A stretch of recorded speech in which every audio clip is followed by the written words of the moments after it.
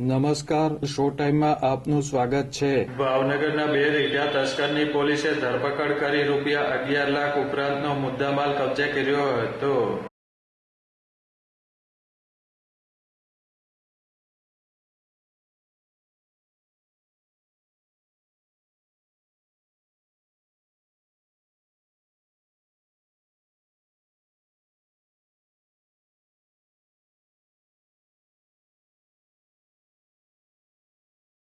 LCB પોલીસે અગાઉ ઘરફોડ ચોરીના ગુનામાં પકડાઈ ગયેલા રીઢા તસ્કરો ઇમરાન વાહિદભાઈ ચૌહાણ અને સિદ્દીક અનવર હુસેન શેખને ચોરી કરેલ મુદ્દામાલ સાથે ઝડપી લીધા હતા।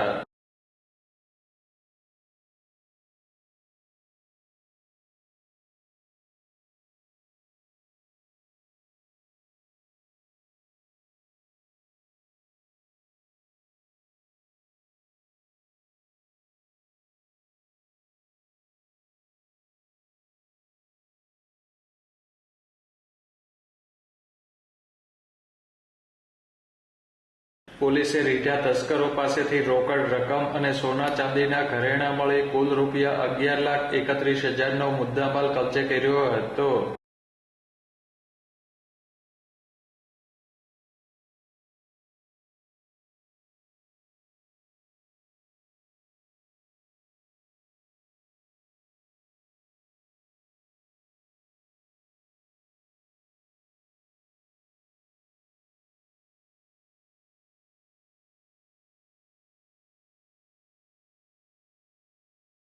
બોરતળાવ પોલીસે આરોપીઓનો કબજો મેળવી આગળની કાર્યવાહી હાથ ધરી હતી।